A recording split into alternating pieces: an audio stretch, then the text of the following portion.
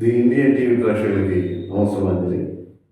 అలాగే ఈరోజు ఒక ముఖ్యమైనటువంటి వ్యక్తి భగవద్గీత గురించి శోధించి ఎన్నో విషయాలు తెలుసుకున్నటువంటి వ్యక్తి అయినటువంటి సుబ్బారావు అయినటువంటి ఆయన మన స్టూడియోకి వచ్చున్నారు. ఆయన అడిగి భగవద్గీత ప్రాచీన కాలంలో భగవద్గీత గురించి చాలామంది చాలా రకాలుగా ఎన్నో భాషలు దాన్ని అనువదించి ఎన్నో దేశాలు విరివిగా దాన్ని అనుసరణ జరుగుతాం. అయితే ఇక్కడ పుట్టిన భగవద్గీత ఎన్నో దేశాల్లో ప్రాముఖ్యం చెందింది, కానీ ఇక్కడ మనం దాన్ని కొన్ని అనేక రకాలైనటువంటి డైవర్షన్స్లో మనం దాన్ని చూడటం జరుగుతాం. అలాగే అన్ని మతస్థులు కూడా దాన్ని కించిపరిచేలాగా మాట్లాడటం. అలాగే అసలు మన భగవద్గీత ప్రత్యేకత ఏంటి, మన భగవద్గీత దేనికి అనుసంధానం, భగవద్గీత మనం నేర్చుకోవాల్సింది ఏంటి అనేటువంటి విషయాలన్నీ కూడా గీతా సుబ్బారావు గారిని తెలుసుకున్నాం. నమస్తే మధు గారు, మీరు ఎంతో ఆసక్తితోటి కొత్త ఛానల్ ఈరోజు ప్రారంభించినందుకు ది ఇండియన్ మన దేశభక్తిని చాటేటువంటి పేరుతో మీరు పెట్టినటువంటి ఛానల్ అభివృద్ధి చెందాలని మమ్మల్ని ఆశీర్వదిస్తూ, మీరు అడిగినటువంటి ఆసక్తికరమైనటువంటి ప్రశ్నకి నేను కొంచెం సవివరంగా సమాధానం చెప్తాను. మీరు మధ్యలో ఏమైనా సందేహాలు ఉంటే నన్ను అడగచ్చు. ఫస్ట్, భగవద్గీత అనేది మత గ్రంథం కాదు. భగవద్గీత వచ్చే నాటికి మతాలు పుట్టలేదు. చాలా మూలమైనటువంటి సత్యం. అసలు మహాభారతం రాయని క్రితమే భగవద్గీత ఉంది. ఇది వినడానికి కొంచెం ఆశ్చర్యంగా ఉండొచ్చు.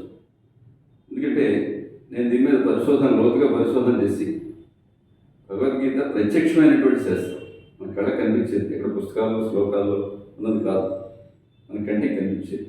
అది ఎలాగా నేను చెప్తాను. మొట్టమొదట భగవద్గీత సృష్టి మొదట్లో సూర్యుడు మొట్టమొదట వెలుగుతో స్టార్ట్ అయింది సృష్టి. ఆ సూర్యుడితో పాటే గీత ఉంది. సూర్యుడు అంటే ప్రత్యక్ష భగవానుడు, అందరికీ కూడా వెలుగునిచ్చేవాడు, తిరుగులేని సత్యం, నాస్తికులు కూడా ఒప్పుకునేటువంటి విషయం. సూర్యుడు లేకపోతే సృష్టి లేదు. సూర్యుడు చంద్రుడు అవన్నీ సూర్యుడు చంద్రుడు ఆయన అంతర్భాగమే. సూర్యుడు పెద్ద నక్షత్రం, అలాగే చంద్రుడు కూడా పెద్ద నక్షత్రం. ఇవన్నీ చిన్న నక్షత్రాలు. కనుక సృష్టి భగవంతుడు అనేవాడికి నామరూపాలు లేవు. అదొక విస్తృతమైనటువంటి శక్తి, దైవశక్తి. ఆ రూపాలన్నీ ఒక రకంగా చెప్పాలంటే మనం కల్పించుకున్నవి. అయితే ఆకర్షణ కోసం ఎవరిష్టానుసారం వాడు చేసుకున్నారు. కనుక మొట్టమొదట మన మహాభారతం ప్రకారం సృష్టి ఆదిలో మహాభారతం గురించి ఎందుకు చెప్పుకోవాల్సి వచ్చిందంటే, భగవద్గీత శ్లోకాలు పడారు ఘంటసాల గారు, అందరికీ సుపరిచితులు. మధ్యే మహాభారతం అంటారు.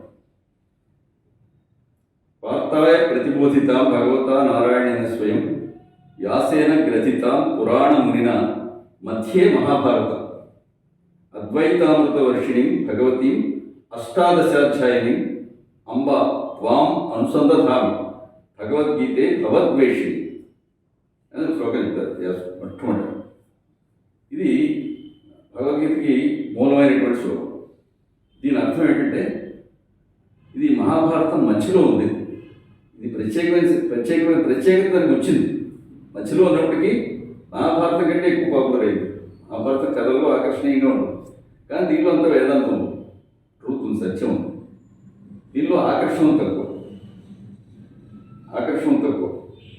ఎందుకంటే ఆకర్షణ ఉన్న పదార్థాలు అన్నీ కూడా అశాశ్వతమైనవి. శాశ్వతమైన పదార్థానికి ఆకర్షణ తక్కువగా ఉంటాయి. ఏమండి? కనుక సూర్యుడితో మొదలైంది గీత అని మనం అనుకున్నాం. అంటే భగవద్గీత అంటే శ్లోకాలు కాదు, ఒక మహాశక్తి. సృష్టి మహాశక్తి. ఆ శక్తిలో సూర్యుడు మనకు కనిపించేటువంటి శక్తి. గాలి కూడా శక్తే, మరి అలాగే వర్షం శక్తే, సముద్రాల్లోనూ శక్తి ఉంది, నదుల్లోనూ శక్తి ఉంది, పర్వతాల్లోనూ ఉంది. ఇలాగ అన్ని రకాల ప్రకృతిలో అన్నింటిలోనూ శక్తి ఉంది. ఘన పదార్థాలు, ద్రవ పదార్థాలు అన్నింటిలో. సూర్యుడిలో కాంతి ఉంది. మనం జ్ఞానానికి వెలుగుని నిదర్శనంగా తీసుకుంటాం. అజ్ఞాన అంధకారం అంటారు. అజ్ఞానం అనే చీకటి, జ్ఞానం అనే వెలుగు. కాబట్టి సూర్యుడిని మనం వెలుగుగా తీసుకుందాం. ఆ వెలుగు ఆయన ఇచ్చేటువంటి కాంతితోటే మనం జీవిస్తున్నాం. వేడి లేకపోతే మనం అసలు జీవితమే లేదు, సృష్టి లేదు. మొక్కలు పెరగవు, మనకు కూడా జీవితం అసాధ్యమే. కాబట్టి సూర్యుడితో మొదలైంది గీత. ఇది వినడానికి కొంచెం అర్జునుడికే సందేహం వచ్చింది. భగవద్గీత చెప్తున్నప్పుడు అర్జునుడు ఎంతో వీరుడు, 2 చేతులతో కూడా సమానంగా బాణాలు వేసి శత్రువుల్ని సంహరించగలిగేవాడు. అలాంటి వాడు మనం అనుకోవడం వేరు, చూడడం వేరు. అలాగే యుద్ధానికి తయారైపోయాడు. యుద్ధానికి వెళ్ళక ముందు మన వాళ్ళతోటే అక్కడ మనం పోరాటం చేయాలి, వాళ్ళందరినీ సంహరించాలనే విషయం బాగా తెలుసు ఎవరికి, అర్జునుడికి. కానీ అక్కడ వాళ్ళందరినీ చూసేప్పటికి ఈ గురువుగారు నాకు విద్య చెప్పారు, ఈయన మాకు కజిను, లేకపోతే ఈయన మనకు అంకులు అని ఇలాగా వీళ్ళందరూ ఎదురుగా కనిపించేప్పటికీ ఈయనలో రకమైనటువంటి మనవాళ్ళని చంపడం. అసలు చంపడం దేనికోసం? రాజ్యం కోసం. వీళ్ళందరినీ చంపి ఆ రక్తంతో మనం రాజ్యం చేయడం అది మంచిదా? ఇంతకంటే పెట్టుకుంటే మంచిది అని వేదాంతం చేసింది. అంత వీరుడికి కూడా వచ్చేసి విల్లు బాణాలు పడేశాడు. విల్లు బాణాలు కింద పడేస్తే మన కృష్ణుడు అన్నాడు, వీటికి వచ్చింది దేనికోసం? నువ్వు చేసేది ఒకవేళ అలా చేస్తే ఏమంటారు జనం? చేతకాకి తిరిగిపోయాడు, మన చూసి బయటపడిపోయి కింద పడేశాడు అంటారు. మళ్ళీ మరొక ఎపిసోడ్తో, మరొక ముఖ్యమైన వ్యక్తితో మరోసారి ప్రేక్షకులు మళ్ళీ కలుస్తాం. ధన్యవాదాలు.